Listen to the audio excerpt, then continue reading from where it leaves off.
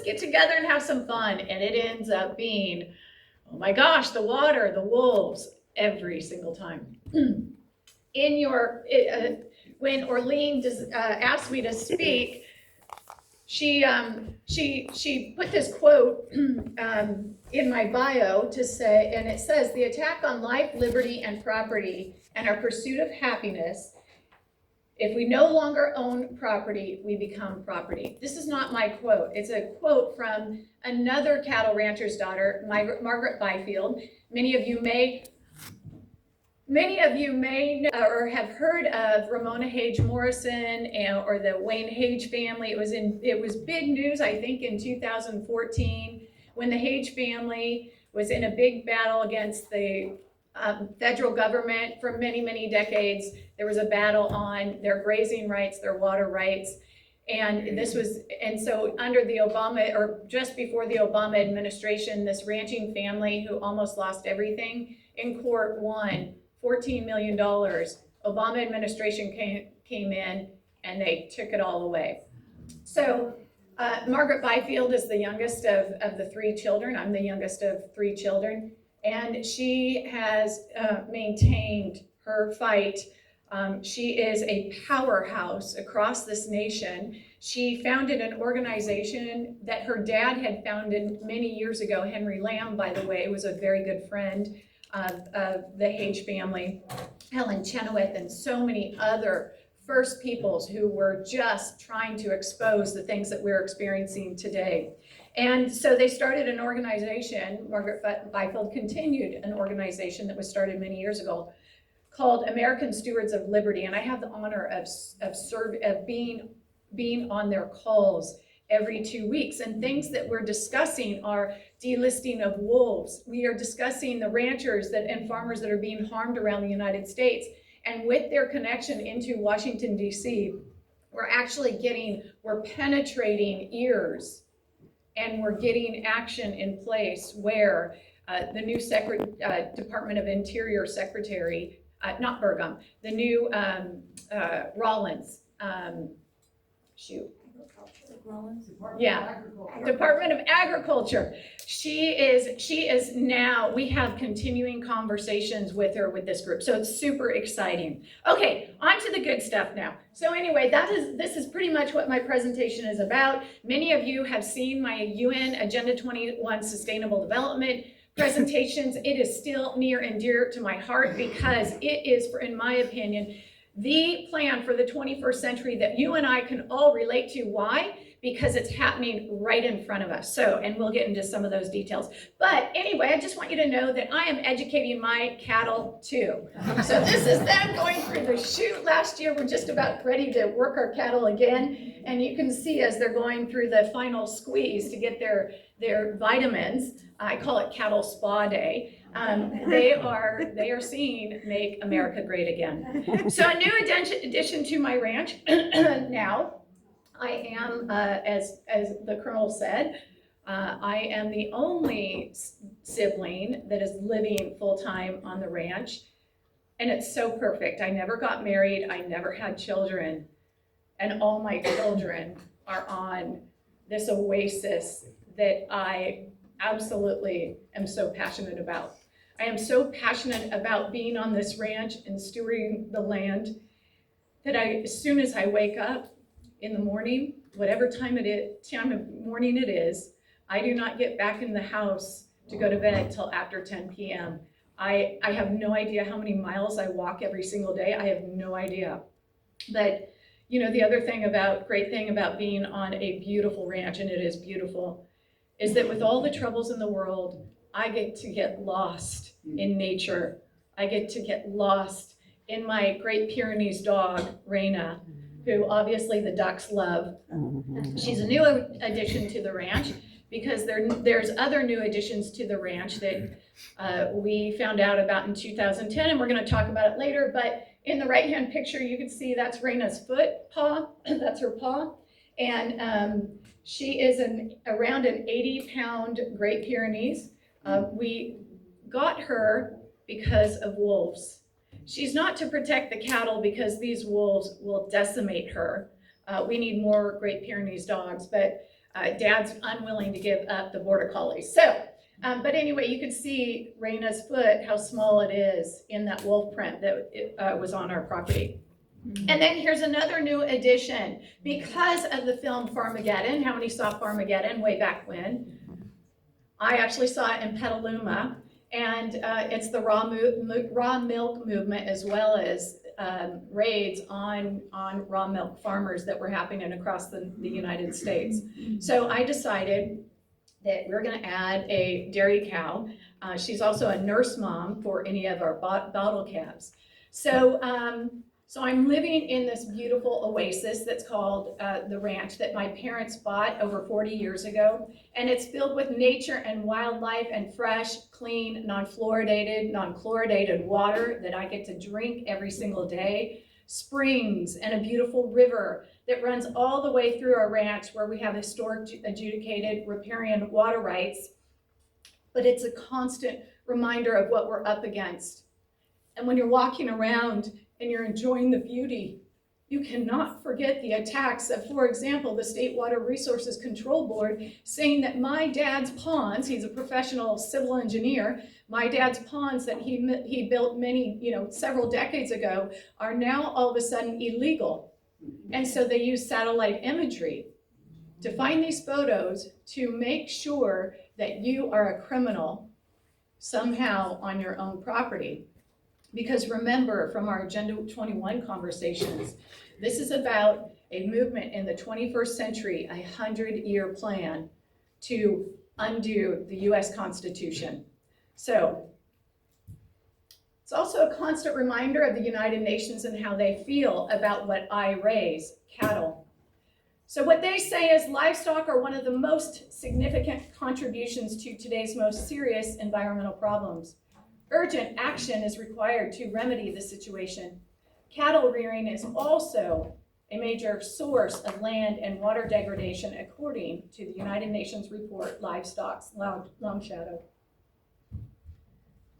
There's another reminder, as many of you know, over the years, the Klamath River Dam destruction. It's the largest dam destruction project so far in worldwide history. And that's the basin. I put up a picture of the basin because it's important to know that the mechanism that they use to destroy, and they will continue to destroy other dams, because as we read here, Bruce Babbitt, back in 2012, he was the former Department of Interior Secretary. He was also on the President's Council for what? Sustainable Development. Executive Order 12852 by the Clinton-Gore administration in 1993. In 1992 was the first United Nations Rio Earth Summit. And we had many people, including Jerry Brown, who was running for our former Jerry Brown governor, who was running for governor, who was at this Rio Earth Summit in Rio de Janeiro, Brazil, and making a statement. There's a video that you can find of him out there saying that we need a new kind of environmentalism. And then he created many organizations in California that Gavin Newsom is still making us jump hoops through. But anyway, you can see with public opinion now moving our way, nationally and in the Northwest, may I have some water, please? I'm already starting to lose my voice. With public opinion now moving our way, nationally and in the Northwest, thank you, we ratcheted up our efforts in Congress to finish off the Elwha dams. Those were in the state of Washington. Slowly, at what seemed a glacial pace, funding started to flow. Oh, thank you. I'll probably take another. Started to flow. Finally, under Obama, the money started coming. Others will have their own compelling priorities, but this is what I want you to hear. And there are still 75,000 dams for consideration of what? Destruction. It's a reminder of what we're up against. This is the Wildlands Project map. How many have seen that? The one on the left. The red zones are no human use zones. I know it's tiny. The yellow is buffer zones. The pink is tribal. And you can see the dark areas, the black. Actually, you don't need to be looking at that wildlands map. You could be looking at this regionalism map called America2050.org, and you can go to America2050.org, and you can see this regionalism map where there are 11 regions in the United States according to this map, and Northern California is the one that we are living in. That's why so many of you fought the One Bay Area Plan. Who was fighting the One Bay Area Plan? The idea behind that was 101 cities, 9 counties being nudged into one general comprehensive plan. And that's where people like Pat, Nina Pellegrini, Orlean, everybody remembers Rosa Corey. She was a gay liberal Democrat. She had a website called Democrats Against UN Agenda 21. When all of us found out about this, we knew this was not the Constitution. This was something else. This was something foreign to what we know as home. California, of course, is following this. We are the leader in so many things. This is AB 2785, the California Essential Habitat Connectivity Project map. And if you look back, if you put the maps over each other, you will see that all the maps say the same thing, that your private property rights are under attack. And when you have a system of regionalism, what do you think happens when cities and counties are following the same general comprehensive plan? What do you think is happening then to your, let's say, your vote? Starts to disappear, right? Your voice starts to disappear because all the cities and the counties start looking the same. They start having the same legislation, the same codes, the same regulations, even though you're there back saying, wait, this is not what I want. I don't want a priority development home or priority development area where my single family home is. Why? Because if that single family home burns down, guess what goes in its place? Multi-housing.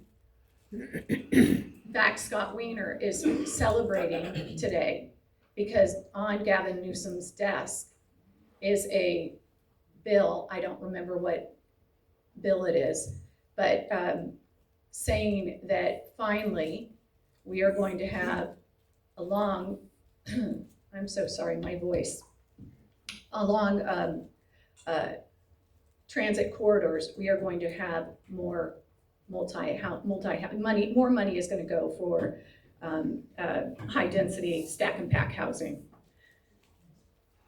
This bill right here, AB 2785, it's been in the works for a while, was originally introduced by this professor. His name is Reed Noss. He's a professor out of Florida, and he is a big influencer of the United Nations. He's a big influencer of what you all know as Agenda 2030. So this is just a little video of him that he's in Missoula in 2013 giving this presentation to biodiversity students.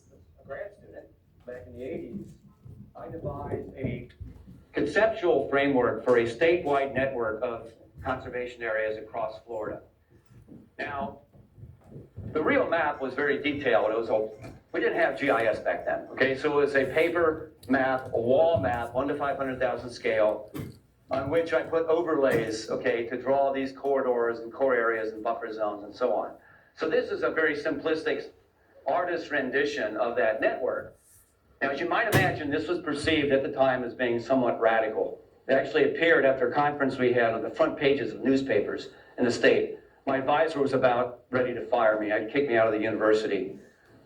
But, curiously enough, within just a few years, state agencies and mainstream conservation groups like the Nature Conservancy and Florida Audubon Society were starting to kind of secretly refine my map, improve it, and use it to identify priorities for land acquisition. Priorities for land acquisition, important here. And similar. Oh, and then he goes on, and then he goes on to say, and some states are already adopting it. And he points to this map and says, California has already adopted this. Speaking of tyrants, we have our own, him.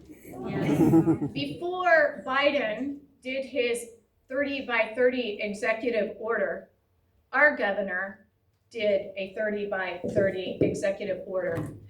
The quote that you saw on the opening slide from Margaret Byfield, she has been leading the charge against what is called the 30 by 30. The 30 by 30, anyone know what it is? Heard of it?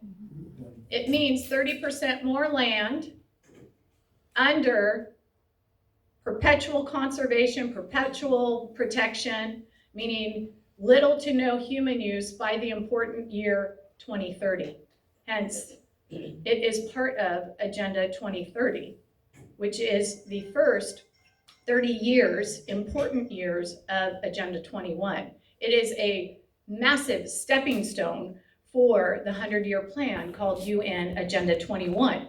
Basically, UN Agenda 21 is a one world government system.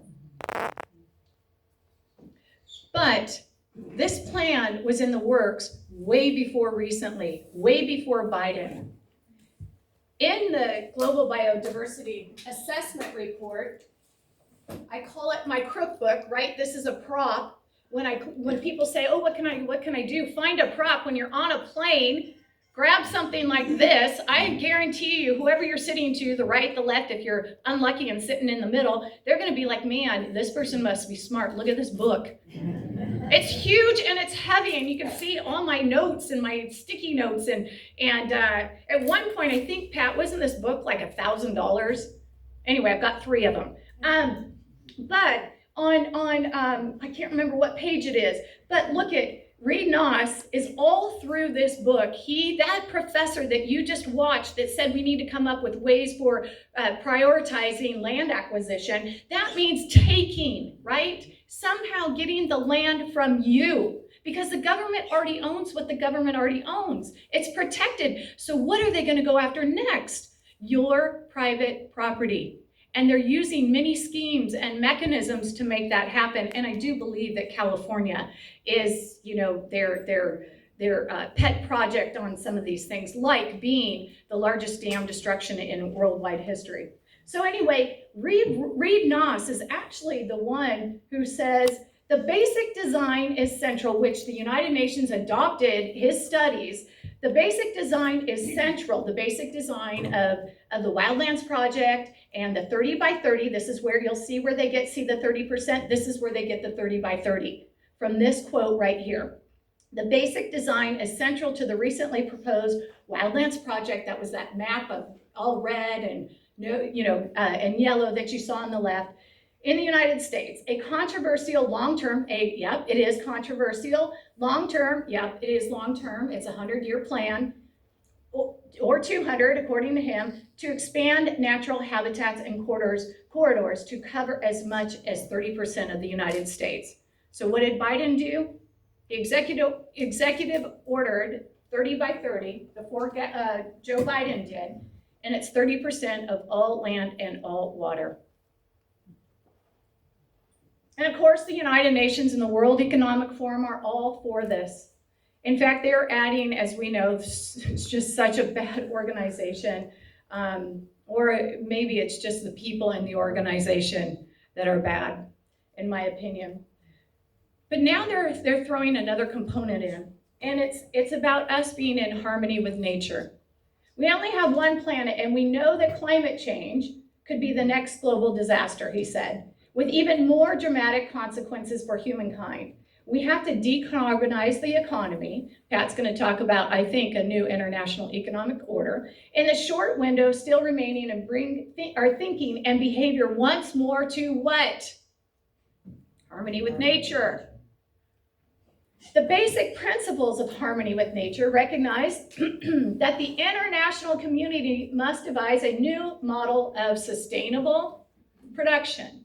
Sustainable meaning the 3 E's: social equity, environmental justice, and economic justice. That is what sustainable means today. It doesn't mean long lasting. It doesn't mean we're doing good things. It means social equity, environmental justice, and economic, whatever I just said. Environmental justice, economic justice, and social equity. Earth's bounties are finite. finite, which calls for the development of different and ecologically conscious economic models. The 2030 Sustainable Development Goals, of which there are 17 with 169 targets, approach environmental concerns through a new lens by linking development to sustainability. The Sustainable Development Goals and harmony with nature mark the shift from a human-centered approach to one where the earth takes the main role. In other words, no more ego, and now we're eco. So man has been demoted, removed from a perch he never deserved in the first place. Anybody agree? Of course not. So under harmony with nature, there is a new kind of justice system. Earth jurisprudence, earth-centered law, ecocentric law, wild law, animal law. Earth jurisprudence is a philosophy of law and human governance that is based on the idea that humans are only part of a wider community of beings, in other words, animals, rocks, other species that are on planet Earth, and that the welfare of each member, all of us being the members, including the ones that I just mentioned, of that community, is dependent on the welfare of the Earth as a whole. In other words, we must be good stewards of planet Earth. It's not good stewards of your family first. It's not good stewards as a Christian. It is Mother Earth comes first. And what's crazy about this, and unfortunately I cannot get the audio to this video, but there is now, this is in Stanford University is a part of it, of bringing up attorneys who will represent rocks. And I'll show you, and also make personhood. Why personhood out of things? Because persons can sue legally. I'll let you listen to. But a baby can be a person. Pardon? But a baby can't be a person. Right. It's kind of hypocritical. Anyway, Especially if you're okay, so I'll let you listen to this video. This is just a short audio, and this is about the Klamath, which is the river, the river that I live by, and where the dams were just destroyed. A Native American tribe has granted personhood to a river in Northern California, making it the first known river in North America to have the same legal rights as a human, at least under tribal law. The Yurok tribe, based near the southern border of Oregon, conferred the new status on the Klamath River. For years, water management systems and climate change have led to lower water flows in the Klamath and fewer salmon, one of the Yurok's main food sources. We're joined now by Yurok Tribe General Counsel Amy Cordalis, who is also a tribal member. Welcome to the program. Ayakui, thank you for having me. What does the status of personhood mean for a river? What it means is it gives the right to the river to exist, to flourish, and to naturally evolve, and a right to a stable climate free from human-caused climate change impacts. What that means is that anytime the river is hurt, for example, there's a toxic pollutant that gets into the water of the river, we could then bring a cause of action against that polluter to protect the river. So would the Yurok tribe be able to take legal action against polluters of the river further upstream beyond their territory? Well, that gets into some jurisdictional issues, but we certainly would make the argument. What prompted this? Why did they decide to take this action? One, the Yurok people have always lived along the banks of the Klamath River, and in our creation story, the Creator told us that as long as we lived in a balance with the natural world, we would never want for anything. And we lived that way for a very long time. Of course, after the invasion in the 1800s and development occurred outside of our control, that balance has been thrown off. I understand that the situation with the salmon, though, has really prompted a lot of concern. Can you explain a little bit about what's going on and how it's been going this year? The salmon runs are the lowest they've ever been. Even this year, it was anticipated that the returning salmon runs were going to be strong. but they never showed up. We don't know where they are. We have been doing all we can to protect the river and, working within existing legal frameworks, and it's not enough. We should note that this is not the first body of water to be granted personhood. Toledo, Ohio voters approved a referendum to grant personhood for Lake Erie. And they did. In 2019, the Municipality Council of Acre in the Calabria region of Italy approved a motion in support of the citizens of Toledo, Ohio. Can you believe this? Italy, Toledo, Ohio, who are engaged in a legal battle for the recognition of Lake Erie's rights against the state of Ohio in the United States federal court. The purpose was to recognize the necessity of supporting an environmental revolution. Can you believe this? I got more. June 4, 2020, the Democratic National Committee Council on Environment and Climate Crisis, in its environmental and climate policy recommendations for the 2020 Democratic Party platform with regard to biodiversity and nature, called for the establishment of a commission similar to what we just mentioned earlier, the President's Council of Sustainable Development, Executive Order 12852, 1993, Clinton Gore. To explore incorporating rights of nature principles into United States law. January 16th, 2020, the Menominee tribe in Wisconsin recognized, quote, the inherent and legal rights of the Menominee River, the right to restoration, recovery, and preservation. By the way, in these dam destruction projects, there's millions and millions and millions of dollars for decades to come for tribes or NGOs or other non-government organizations or environmental groups to get paid for river restoration. Let's see, where was I? And the right to be free of activities or practices, just like you heard on that audio, as well as obstructions that interfere with or infringe upon these rights. Shouldn't this be directed to us more, human beings? Well, we're not getting the same treatment as that. The Nez Perce tribe of Idaho passed a resolution recognizing the Snake River as a living entity that has rights, including the right to exist, flourish, evolve, flow, and regenerate, and the right to restoration. Florida, 2020, 3 counties were advancing ballot votes of the rights of rivers to naturally exist. So you can see this is happening in red states, blue states, and all over the world. Earth Law Center prepared a zero draft resolution recognizing the rights of the Mississippi River. Where is Earth Law Center? Stanford. Look at one of their biggest donors at the very top. Who do you see? And then another familiar one is Patagonia. The others I'm not so familiar with, but I guarantee if we look, and Environment Now, I guarantee if we research them, it's all like the family tree of an ugly family. When you look at these things. And I don't mean that by the people are ugly, what they're up to is ugly. In 2020, the Earth Law Center completed manuscript for its forthcoming textbook. I have not read this yet. Earth Law, Emerging Ecocentric Law, a Practitioner's Guide. It's the world's first law school textbook or course book that focuses on training earth lawyers with the skills they need to create and enforce a new generation of earth-centered or ecocentric laws. They're just getting started. Earth Law Center launched the Early Law Society with goals to equip tens of thousands of lawyers, judges, politicians, and other professionals with the rights of nature tools they need to have to help save planet Earth. In partnership with Stanford University, Earth Law Center has written a paper on California water governance in the 21st century. Do you think Gavin Newsom is listening to my cries? Or do you think he's more aligning with what Stanford's up to? And of course, there's a declaration for the moon. Why wouldn't there be?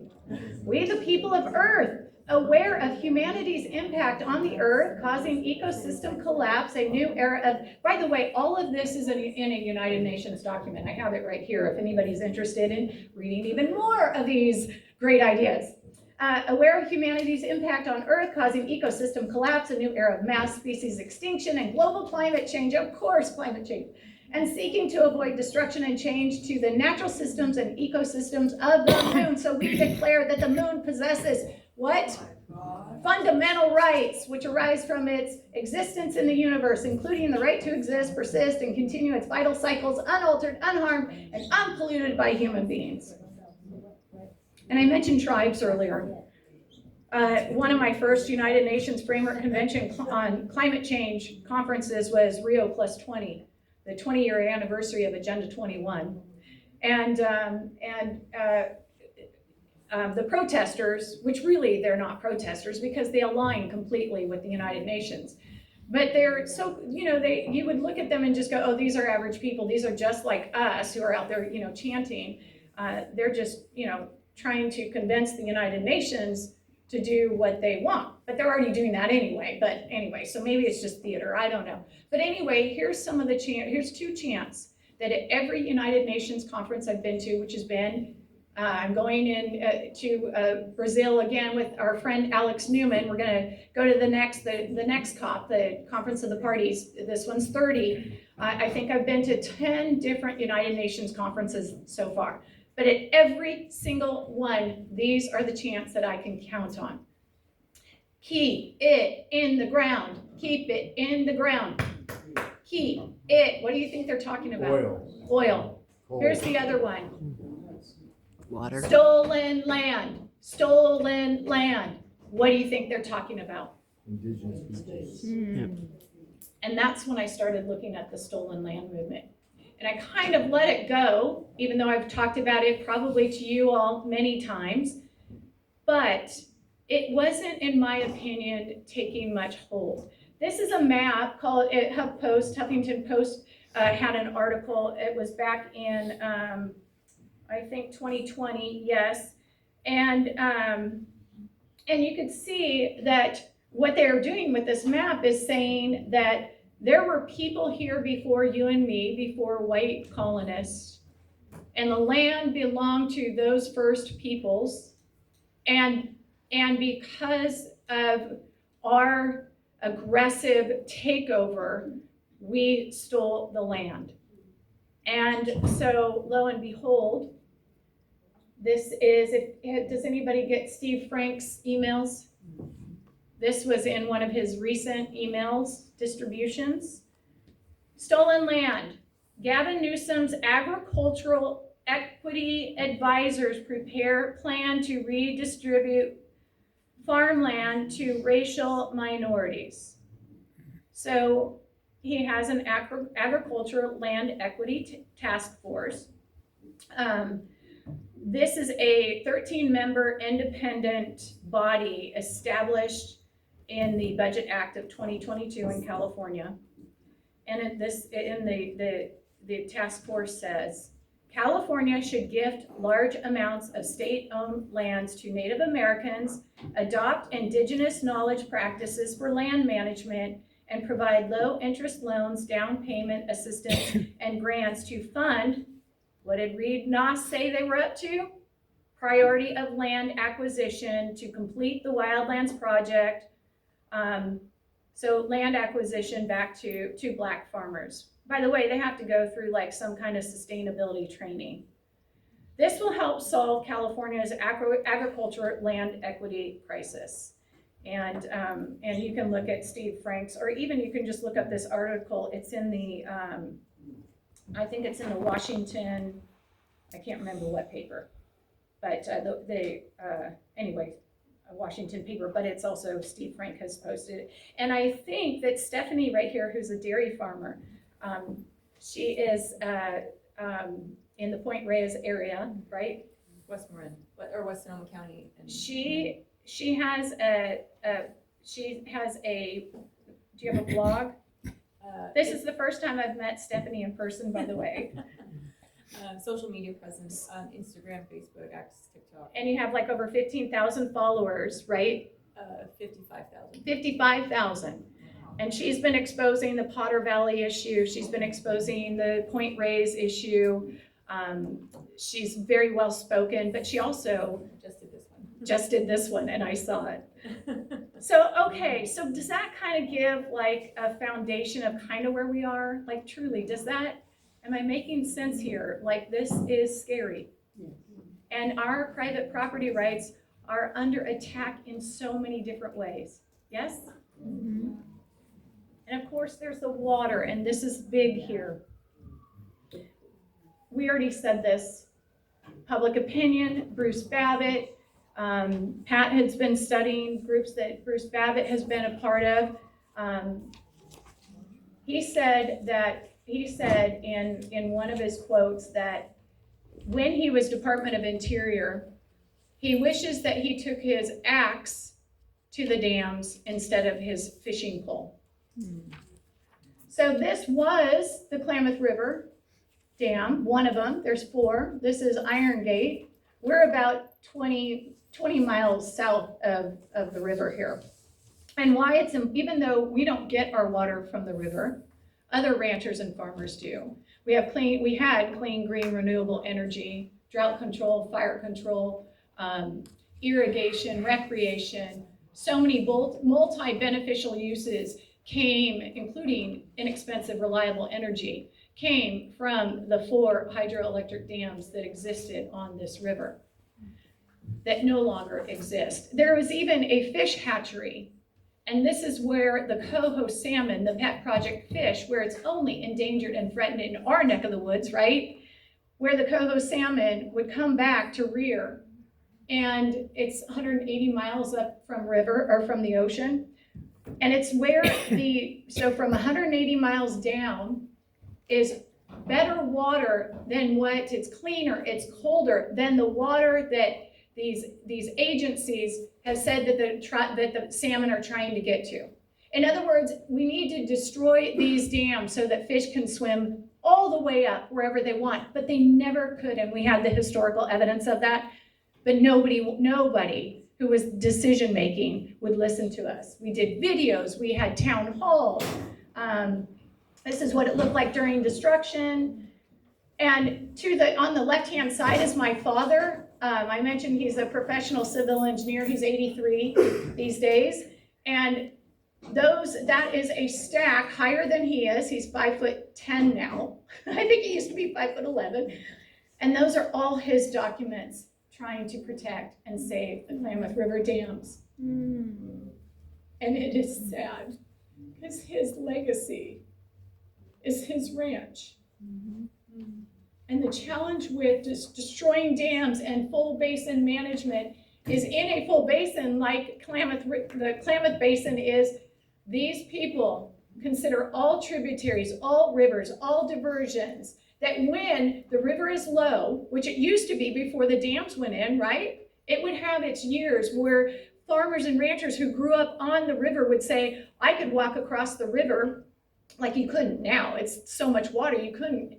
Because of the dams, because of the constant water, because of the storage, they used to be able to walk across the river and not even get their feet wet.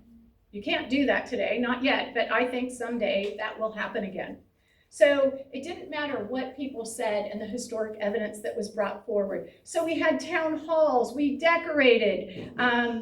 We even had Nina Pellegrini and Orlean Curley come up and do what we called Defend Rural America. It was over 800 people at our fairgrounds. It was a documentary where I met the filmmaker at Nina Pellegrini's house. I wanted her husband to do it because he was a real producer.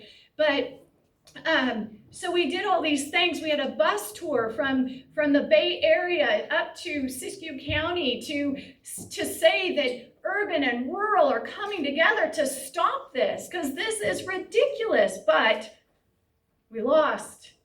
This is Karen Bud Fallon.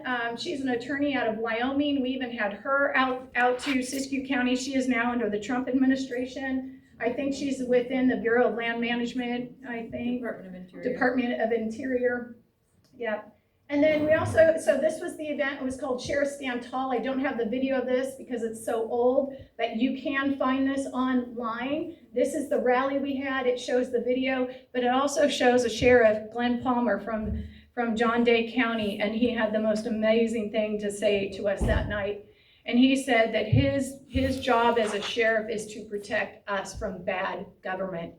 And then he went on to say something like, if you think these dams had nothing to do with you, you have another thing coming. What do we see now? So we had all these town halls Don't these look the same? This is Potter Valley. Doesn't it look exactly the same? What they did to us, I guarantee, is what they're going to use, the same tools to get rid of those important, is there hydro on those? Hydroelectric, yeah. Yeah. And, I'm going to skip this. This is Wade Crowfoot. He's our secretary. He's like for California, he's like the secretary, or he's like the Department of Interior secretary. Actually, I'm going to play him. Impact on communities. He, by the way, is talking about water here. And he's being interviewed, and he's talking about people coming together, cooperative local solutions. But listen to this. Impact on communities. So we came up with these voluntary agreements, and they're enforceable agreements, but they're called voluntary because they're bringing everybody together. What a hoax! Did you hear that? Do you need to hear that again? Yeah. Like, that's awful. What? That is terrible. Impact on communities. So we came up with these voluntary agreements, and they're enforceable agreements, but they're called voluntary because they're bringing everybody together. This guy goes to all the United Nations meetings. So that was the Klamath, that was the Iron Gate Lake, beautiful. That's it, a couple months ago. And I'm gonna bring up Chrissy Ishida Reynolds. Her family has always had a cabin on what is called Copco Lake. It's gone. That's Copco Lake. Beautiful boating, fishing, recreation, fire control, wildlife, amazing.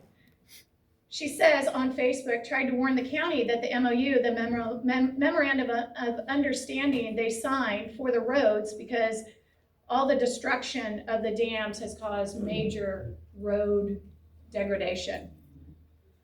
And it's a 2-lane road way back to where a bunch of people live. And that we have to add a couple more zeros on it. She says, I'm sorry, we've just been trampled. She has been crying, and she's Japanese, and you would think under the social equity thing they would have listened to her, but they didn't. I'm sorry, we've just been trampled on over and over. Thank you, Mel, the photographer, as always. So appreciate your work and dedication to showing the beauty of where we live, even when it's not beautiful. It's the truth. This is our ranch, floods, before we've gotten there and while we've been there. And this was just this winter. That's Rena.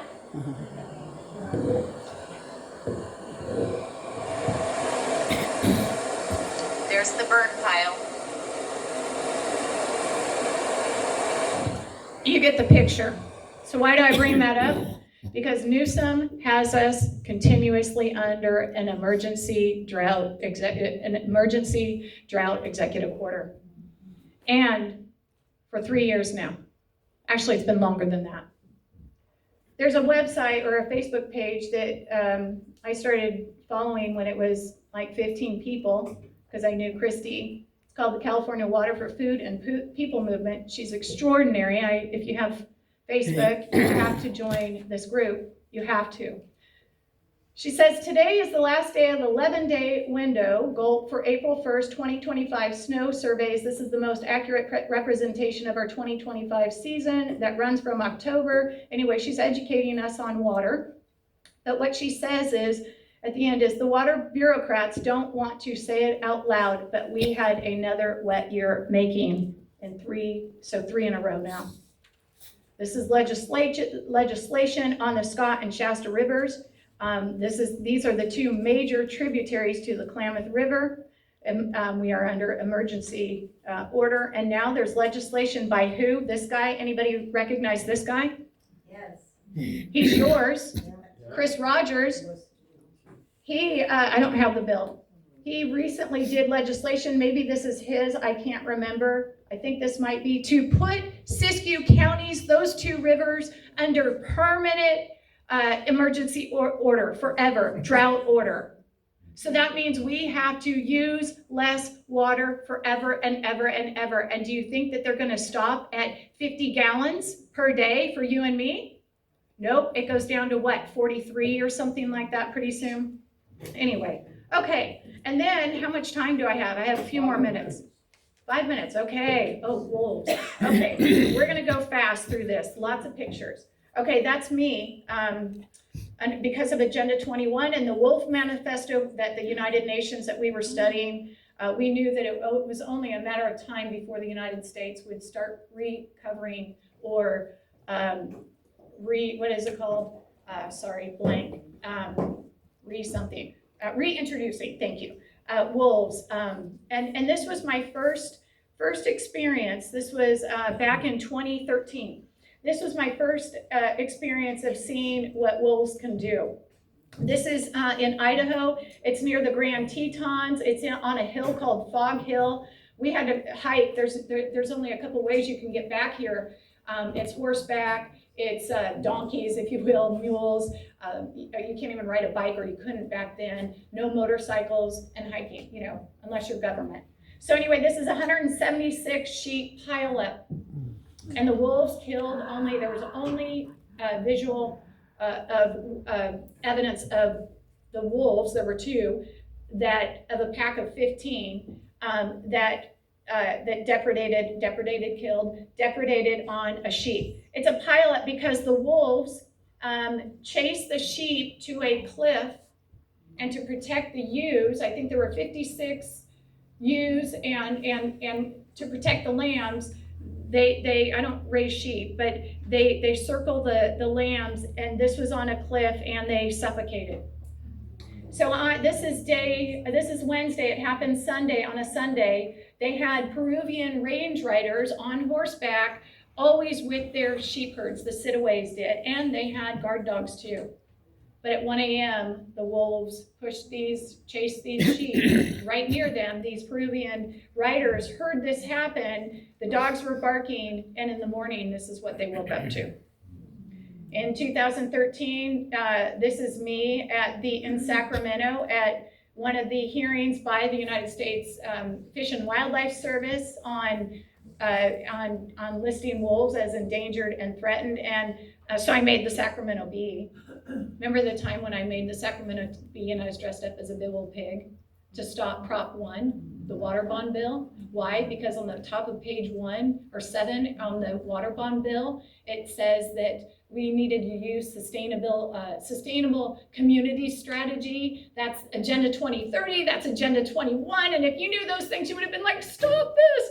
So anyway, I had to dress up as a pig and go down to the GOP meeting and to prove my point that this is all about environmental pork, but we lost. So anyway, so this is the second time I made the Sacramento Bee, and I loved it because I wore my nice to meet you shirt.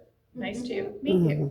And there were like 400 people who were for wolves, and then there was my family. Okay, so this is recent. This is January. I am at a collaring of wolf event. They use helicopters to go out and find the wolves. They are just bringing a wolf in right now. This is California Department of Fish and Wildlife, your taxpayer dollars. And then you could see how big this wolf is. This is the female. This is the mom of the pack that's near our ranch, the whaleback pack. So they bring them in. By the way, this is not during COVID. You're going to see masks. We have to wear masks because the wolves carry a disease called hydatid disease, that if they have it and you breathe it in, those spores, it's like liver damage and all sorts of things that's happening in elk. Anyway, you can see all their paperwork. They're doing all kinds of studies with your taxpayer dollars.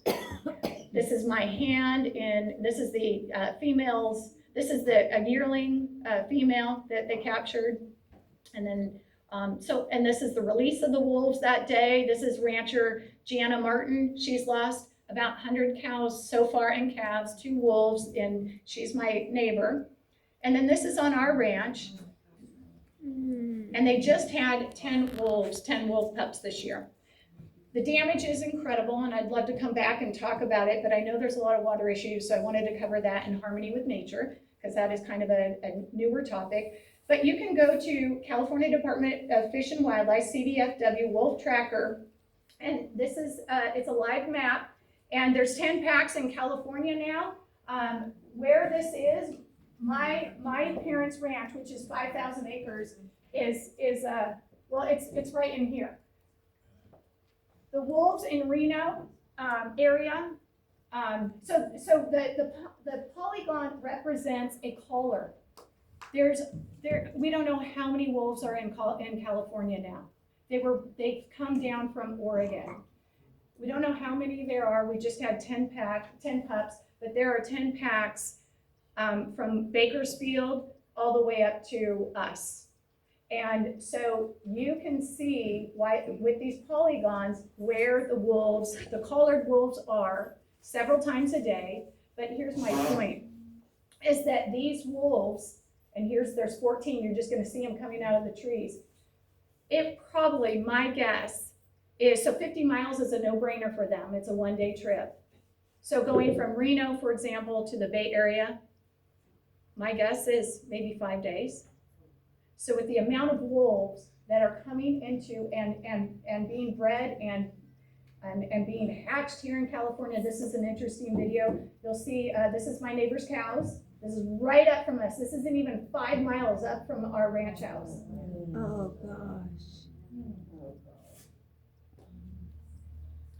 And this is one of our calves. They're measuring the fang marks, and this is another calf. This is the most recent calf that we had harmed. This is the ranch. It's flagery and it's hot wire and flags. This doesn't work. Nothing works to stop this apex predator. And so while we're celebrating the Constitution today, there are wolves in government clothing coming after our private property rights. And we need to figure out, without getting tired, without getting angry, with all the things that we've been experiencing in how many years. I'm exhausted. I don't know about you. I'm exhausted. But we have to come up with a new way of fighting back. And that's why I'm excited that Mark Herr's here. And that's why I'm excited when Orlean asked me, we've got you and Pat, who would you recommend? And I recommended Stephanie, but Orlean said, you know what, we've been just covering the Potter Valley issue so much. I need someone who knows the Constitution. I'm like, I got the guy for you. And it was Mark Herr. So I can't wait to hear what he has to share with us about new ideas on how we fight back without getting tired. Anyway, thank you all very much.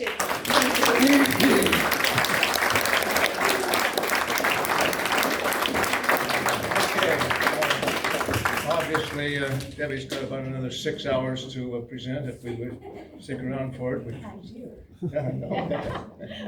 But you're on your break. It's about a 10-minute break, and after that, Patrick will be our next speaker. Did you want something on this thing? Oh, no. I needed to get a phone because that had enough space. No. It's okay. What was that? It's $10,000. Julie, did you put something on here that you want? $100,000. That Orlean wants.